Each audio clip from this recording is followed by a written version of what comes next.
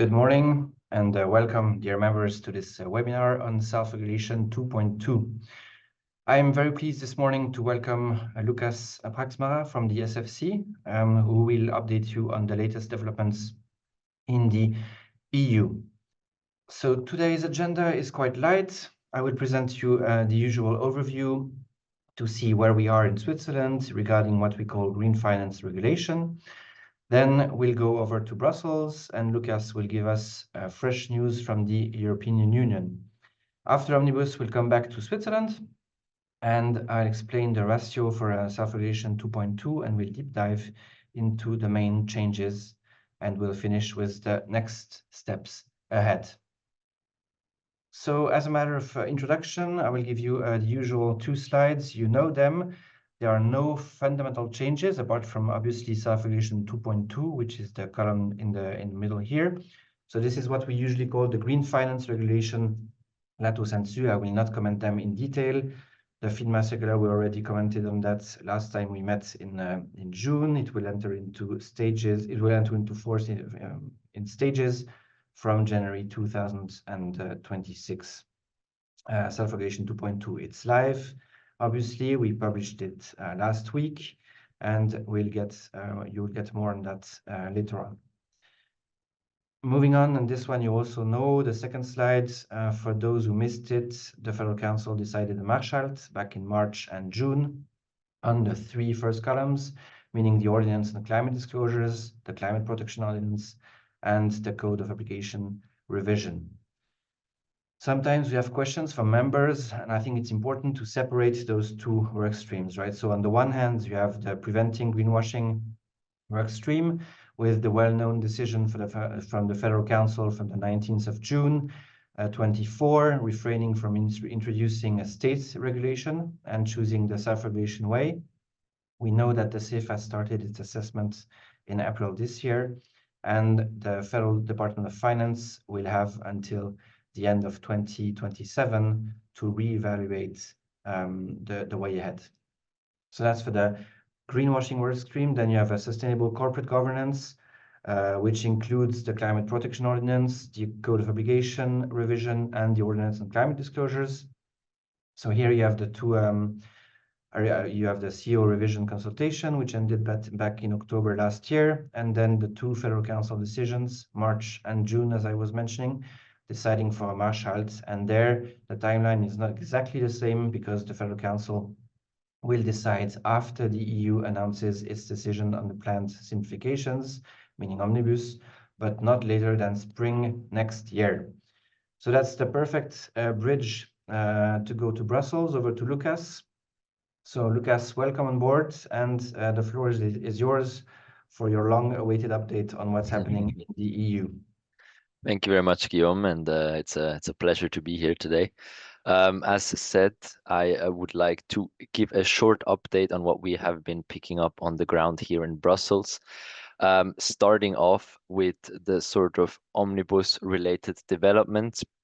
Omnibus, of course, the term for the simplification package on sustainability, which the European Commission presented in February 2025, consisting primarily of amendments to the CSRD, so the Corporate Sustainability Reporting Directive, as well as the CSDDD, the Corporate Sustainability Due Diligence Directive. Now, its 2 constituent or main constituent elements are undergoing or have already undergone treatment by the co-legislator, this in the EU being the Council of the European Union, as well as the European Parliament. In the case of the Stop the Clock directive, which aimed essentially at postponing some of the application requirements or the application timelines, with a view to then de-scope them under the Omnibus substance proposal, was finalized earlier this year and is now undergoing national transposition processes, which are due to be completed by the end of the year. And then this is in turn complemented now by the deliberations of the co-legislator on the Omnibus substance proposal, which in effect is sort of the meat on the bone in terms of the Omnibus substance, the simplification package.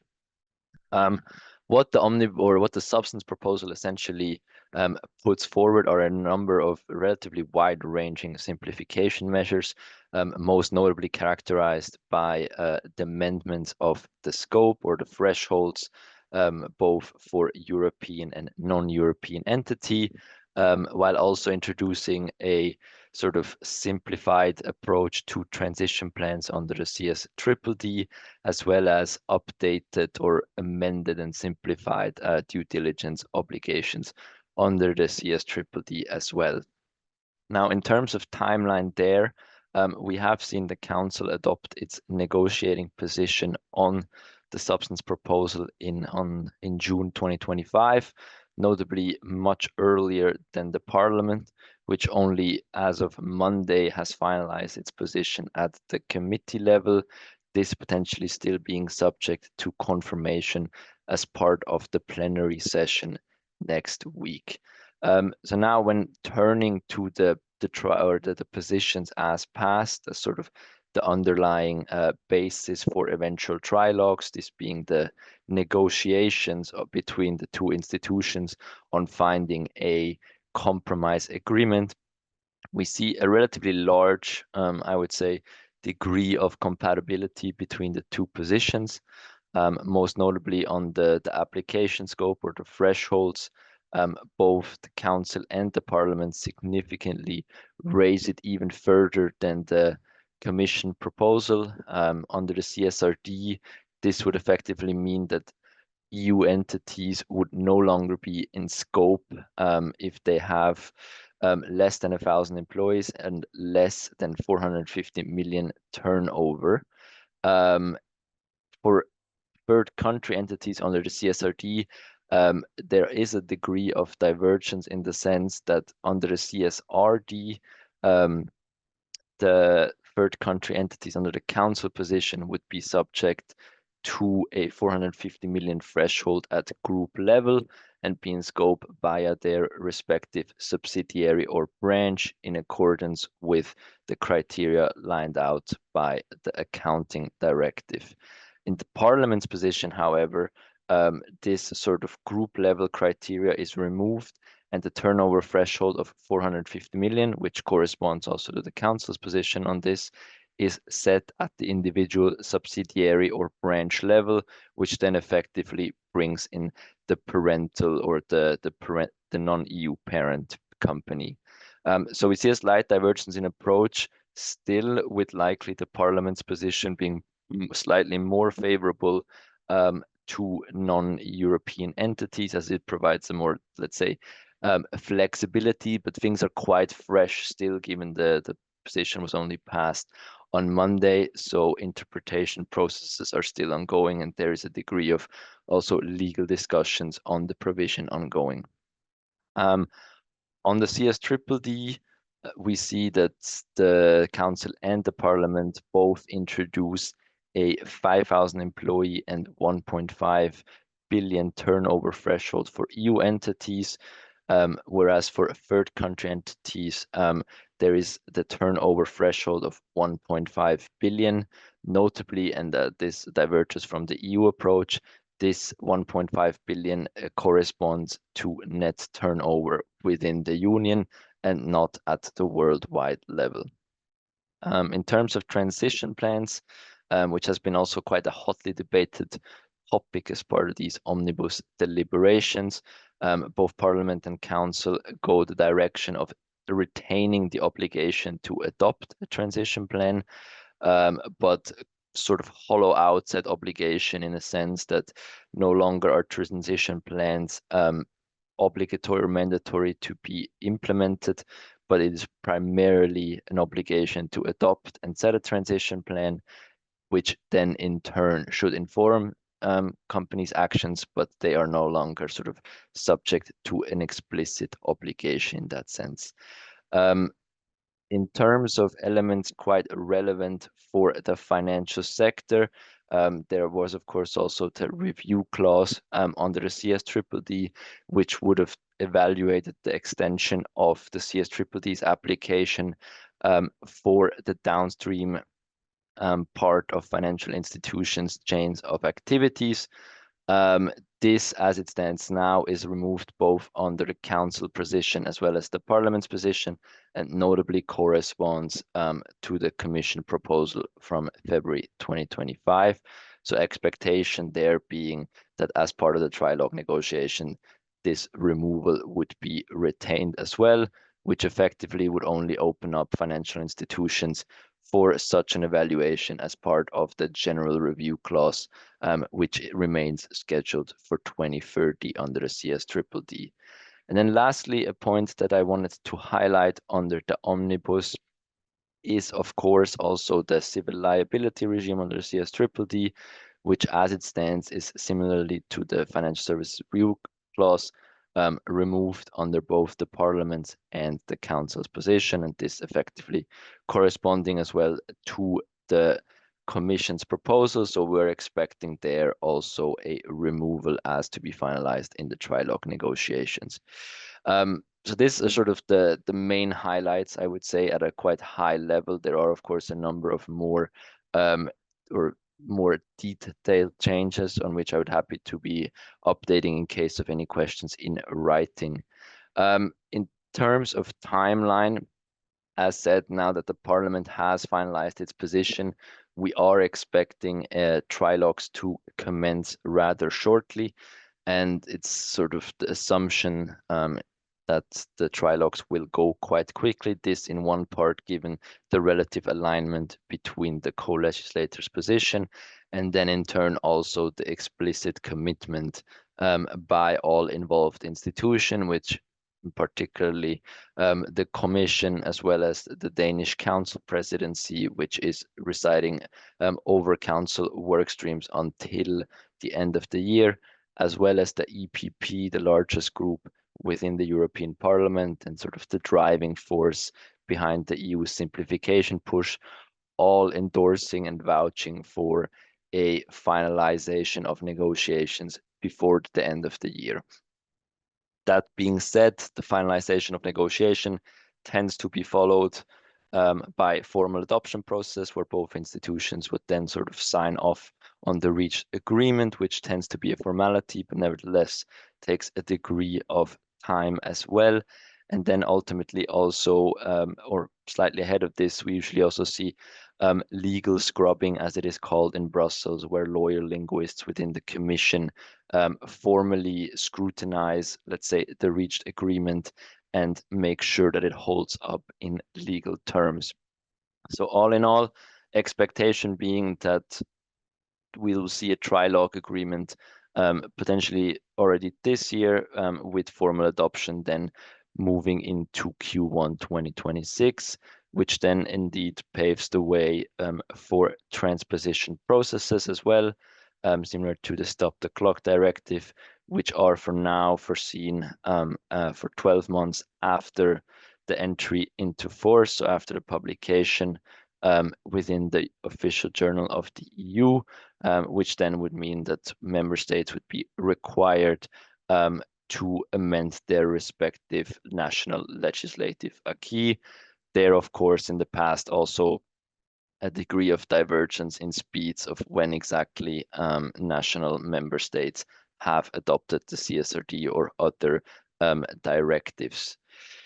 So I would leave it at this for now on the omnibus itself, and would turn to sort of the omnibus adjacent development, as we tend to call them, which for one includes elements that were presented or committed to by the Commission as part of its original publication of the omnibus simplification package in February 2025, but also sort of elements that correspond to the wider simplification push that the EU is currently engaging in.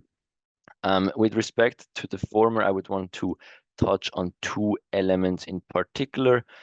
For one, the taxonomy delegated acts were proposed to be revised as part of the omnibus package. Here to note that the taxonomy itself was not part of the level 1 proposal by the Commission, aside from the fact that taxonomy disclosure obligations are linked to the thresholds of the CSRD. So by extension, amending the CSRD threshold also introduces a change under the taxonomy. That being said, the Commission, not wanting to open the taxonomy framework at the highest level, had put forward amendments, sort of quick fix amendments to the delegated acts under the taxonomy, which were subject to a consultation period and then formally adopted on the 4th of July, and are subject to this so-called scrutiny period, whereby co-legislators have to signal their non-objection to the Commission's adopted delegated act. This proposal or this period is currently ongoing and is expected to last until the end of the year. As it stands, signs point towards a non-objection of both co-legislators, but particularly in the Parliament, some of the elements introduced by the Commission have produced a degree of criticism, particularly from left-leaning forces within the Parliament. Here to flag in particular, or let's say the criticism correspond in large parts to the main simplification measures introduced.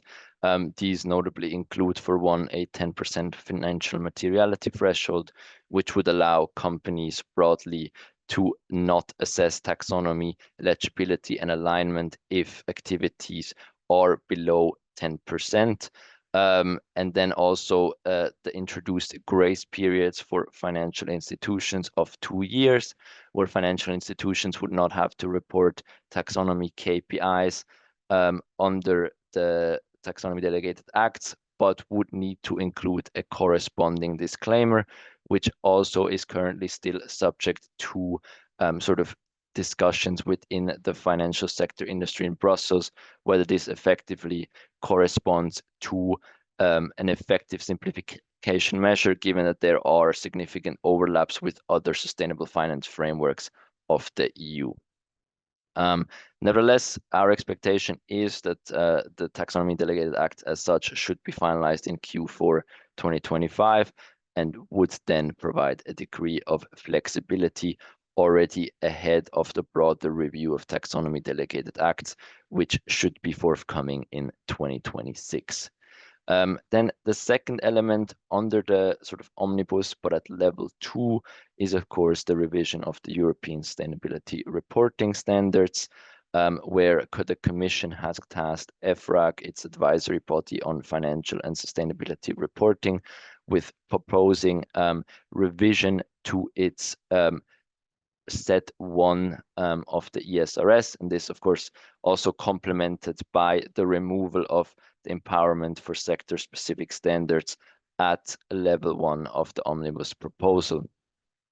Here, the consultation by EFRAG on its exposure drafts, so initial drafts, closed at the end of September, and EFRAG is expected to produce its final advice to the Commission by end of November 2025, which the Commission will then take to formally prepare its delegated act, whose adoption is foreseen for Q1 2026, but would then, similar to the taxonomy acts, have to undergo the scrutiny period by co-legislators. As things stand, it seems quite clear that we will be looking at a significant reduction of data points. EFRAG speaking of a initially proposed 67%, but this likely subject to further amendments as part of the revision following the consultation. Also, we are looking at the simplification of the double materiality assessment, the introduction of a number of horizontal reliefs that in certain cases would enable companies to not disclose certain data points in the case of, let's say, insufficient data quality, among other things. And these notably horizontal reliefs have been quite a divisive topic within deliberations on the ESRS revision itself, given in part their impact on the interoperability with global baseline standards such as the ISSB, as EFRAG's proposal in certain cases considers further reaching horizontal reliefs than IFRS S1 would have companies, or would be available under IFRS 1 and 2, in that sense, potentially widening the divergence between the two sets of standards. Nevertheless, EFRAG is largely intending to enhance interoperability, but given the sort of the relief measures that I mentioned just before, there is still, or the jury is still outstanding whether the revision will actually result in a higher interoperability. And then maybe for the purposes of asset managers, quite important, or financial market institutions, EFRAG is also retaining the large majority of indicators that are to be used for the SFDR PI statement, so ensuring coherence there. But I will come to the SFDR in a second, since we are also looking at the broader review of the framework. And then lastly, the thing that I wanted to touch on in terms of simplification is, of course, as well the sort of stress testing by the DG FISMA, so the finance department of the Commission, of its legislative acquis, where they have now postponed a number of mandates that were to be developed in the coming years until October 2027. And this notably including, for one, the revised SFDR RTSs, which will likely not be adopted given the wider review, and also the European Sustainability Reporting Standards for non-European entities, which was to be expected given the wider revision, but nevertheless something to monitor as for Swiss entities. So that being said, I would leave it at that on the sort of adjacent developments, and would want to finish out with a quick outlook towards the SFDR review. This, of course, has long been in the room. We have seen the consultation in 2023, as well as a call for evidence earlier in the year, an explicit commitment by the Commission to review the framework. It is now scheduled for discussion and likely adoption by the Commission in November, notably the 19th of November 2025. And in terms of what we know at this stage, it's quite clear that the Commission will come forward with a categorization scheme, so essentially turning or deviating from its previous purely disclosure approach to a labeling regime, and there specifically looking at introducing 3 product categories, which, to at least at a high level, would build on the Platform on Sustainables finance seminal report from end of last year, which would include 3 categories, namely sustainable, transition, and a sort of bucket catch-all category for called ESG collection. But we also understand that there may be a ESG basic naming in the considerations.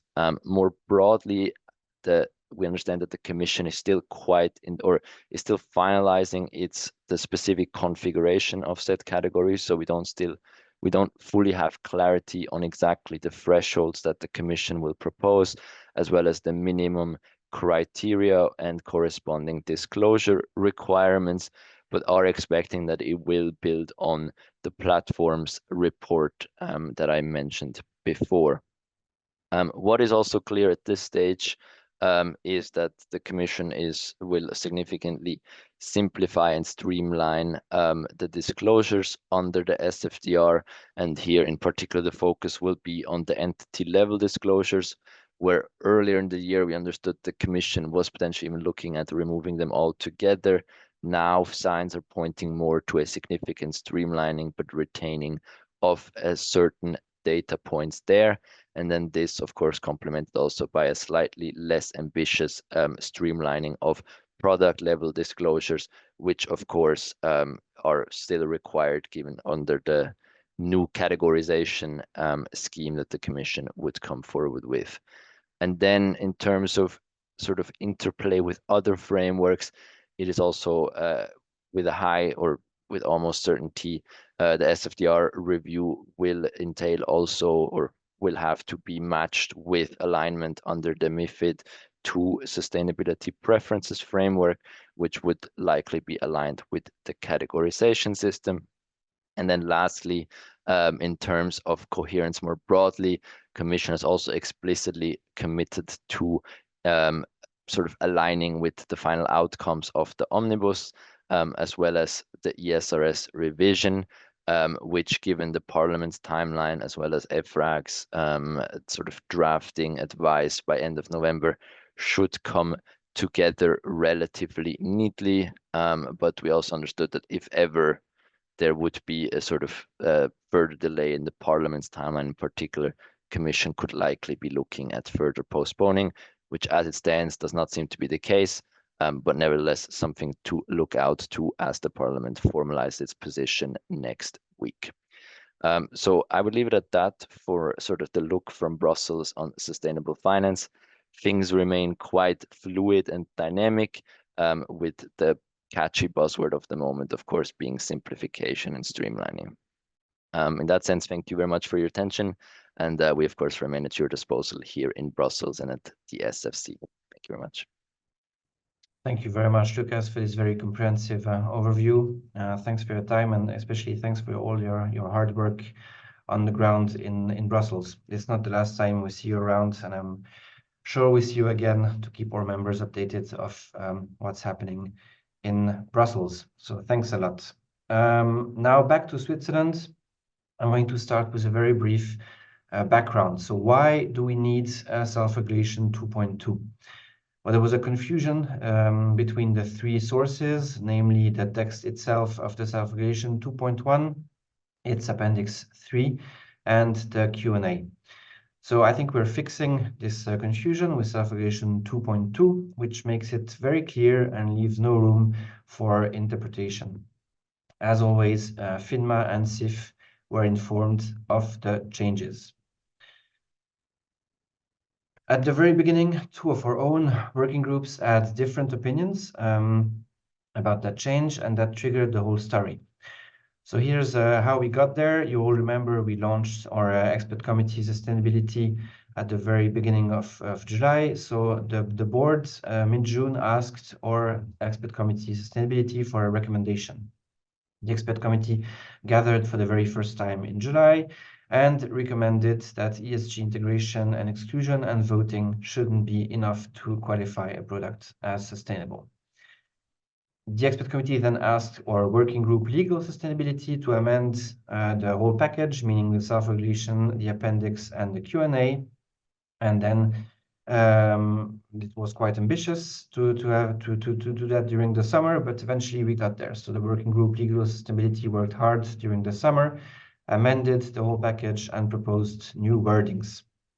The package was submitted to the expert committee sustainability again, which met at the end of the summer on the 28th of August.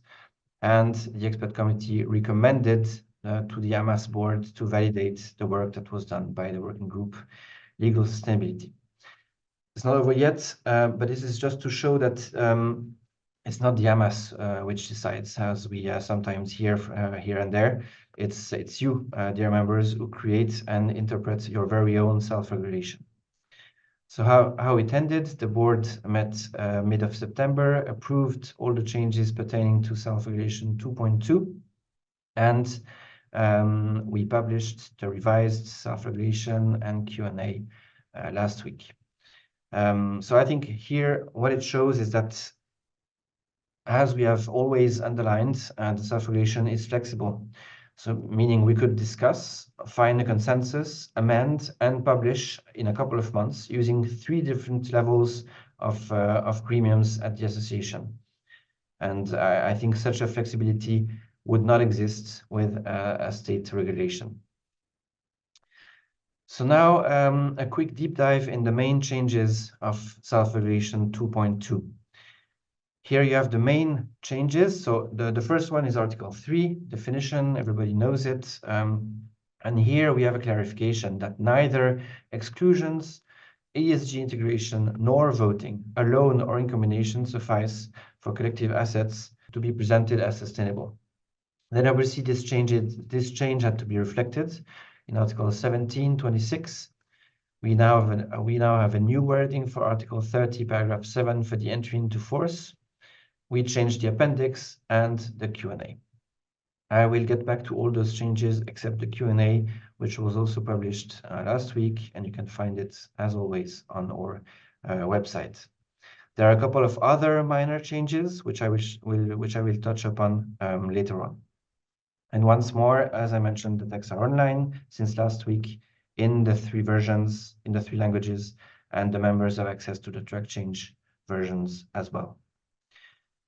So in a nutshell, the key change here is, as I said before, that ESG integration, exclusion, and voting alone or in combination are from now on not enough to present the collective asset as sustainable. So this illustrates the main change. There is another change, is that if you have a not sustainable collective investment scheme, which has reference to sustainability aspects, for instance, reporting, or they use only an exclusion approach, etc. And this reference to the sustainability aspects could give the impression to the investor that the product is sustainably managed. Well, in that case, Article 3 of the self-regulation now states that you have to explicitly state that the collective investment scheme is not managed sustainably. Obviously, I think the ratio for that change was to avoid any kind of greenwashing. So now moving on to the self-regulation itself. So here you see on the left-hand side the change to Article 3 in track change. So I think the changes are very clear now, and the fact that the 3 approaches are listed and it's really in a crisp and a clear wording now that they are not enough to present the collective assets as sustainable if you apply only 1, 2, or 3, again, alone or a combination of these approaches. The last paragraph illustrates what I just mentioned about the not sustainable collective investment scheme that would give the impression to the client that the assets are managed sustainably. Then you have to state explicitly that it's not the case. So that's the main changes. On the one hand, Article 3. On the other hand, Article 30, entry into force, paragraph 7, as I mentioned it before.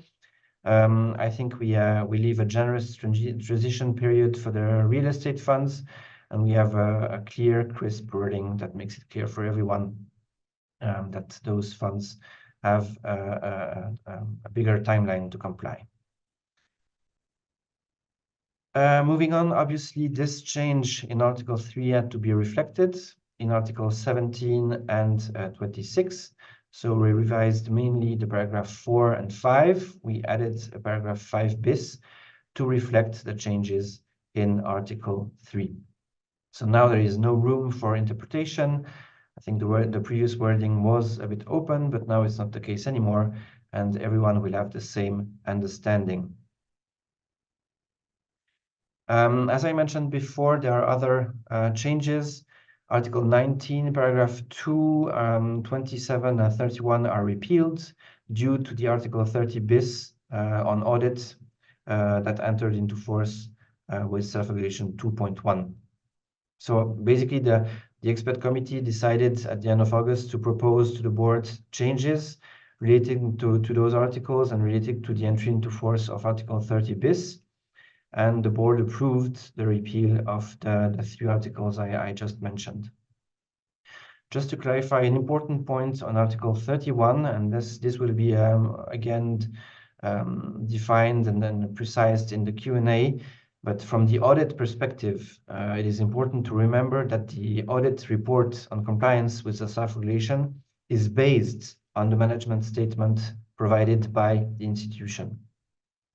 And this management statement, and then we're working on an example for the upcoming FAQ, explicitly says that the institution is responsible for establishing and maintaining effective internal controls over compliance with the self-regulation. So even though Article 31 has been deleted in version 2.2 of the self-regulation, the expectation remains the same.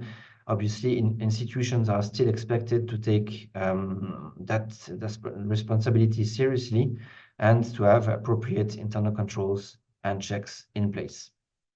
So on top of the example of the management statement I just mentioned, a new question will address that topic in the next edition of the Q&A. Moving on to the Appendix 3, we are aware that the new wording is not very light, but now we have no room for interpretation. We skipped the and or I mean now we have the whole lists.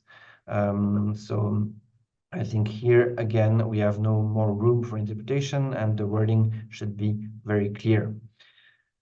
So we touched upon the new self-regulation, we touched upon the new appendix, the Q&A has been revised also, a couple of questions have been deleted, other ones have been rephrased, you'll find them on the website. And I think now we have a corpus of the three texts that are in line and that reflect what was decided by our board. Moving on, there are some other changes. So for instance, I mean, we always said that self-regulation was a living document, and we already mentioned a while ago that we needed adjustments. So our very active working group has been working during the summer to revise the Bausteine for securities funds. You might remember Bausteine were outdated and needed a revision. So as always, remind you that these Bausteine have not been acknowledged nor recognized by FINMA. There are merely sample texts that you can use as a working aid. So you will find the revised Bausteine in the new Appendix 4. And on top of that, we also have this time new building blocks, new Bausteine for real estate funds that were drafted by our working group, Real Estate ESG. This is the new Appendix 4A. So they are twofold. The first part, the prospectus, you have the general description of the sustainable investment policy and the approaches applied in paragraph 8 of the fund contract. You have the indication of the percentage of sustainable assets. You have a note also on alignment or contribution to sustainability goals, and you have a selection of texts for presentation of the applied investment approaches. You might remember also that those approaches were already released with self-regulation 2.1. The same comments as for the Bausteine, the building blocks for securities funds. They were not recognized nor acknowledged by the FINMA, but they might give you good examples if you have new funds or if you need to revise your fund documentation. So that's on the one hand the prospectus. On the second hand, you have the fund contracts. So here also you have a description of the sustainable investment goals and the investment policy with reference to alignment or contribution. You also have a categorization of the sustainable investment approaches according to Appendix 3 of the self-regulation. Selection text for detailed description of each sustainable investment approaches, and various comments on sustainability, key risks, and risk control. So those are the new Bausteine for real estate funds, and they were also released as Appendix 4A, as I mentioned, in self-regulation 2.2. Moving on to the next steps, I think the self-regulation will further improve. We have to follow very closely what is happening across the border. And the idea is not to have a new release every 3 months, I reassure you. But here, I think we'll follow closely what happens in the EU. So on the timelines, I think everybody knows self-regulation 2.2 has been published. We are going to carry on with member education, such as this webinar and other events. We have an event on real estate coming soon at the beginning of December in Zurich and in Geneva. We will carry on the work with the Q&A. Various working groups are working on that. We have the working group legal sustainability, the working group real estate ESG, and the working group audit, as well as the working group stewardship that are working simultaneously on answering the questions. We still have a little lag, but I think we'll get there before Christmas. And that's at least our goal at the Secretariat. I want to take the opportunity here to thankfully warm or working groups, the ones I mentioned before, because without the commitment, the time, and the energy of the industry, this wouldn't be possible. So thanks a lot from your Secretariat. Moving on, I think the other changes I already touched upon. The Q&A will be revised. We're working on it. This should be out in the next weeks.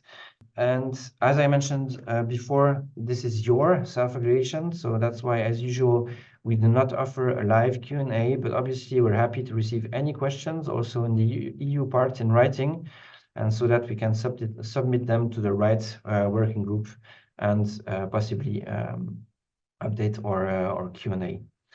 The major next step, which is not listed here, is that soon we'll start working on the CIF assessment. You all remember that the CIF will have to present its assessment to the Federal Council.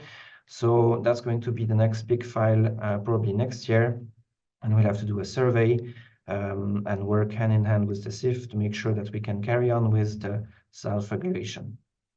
So we'll obviously keep you posted on that aspect. Last but not least, most of you are probably already on the distribution lists for a monthly newsletter. If not, just drop Aurelia or myself a line to receive it and get updated on all the important sustainability topics. That's it for today. Happy to give you back 15 minutes of your time. Thanks a lot, Lukas, for your contribution, and to all of you for your participation. Have a very nice day. Bye-bye.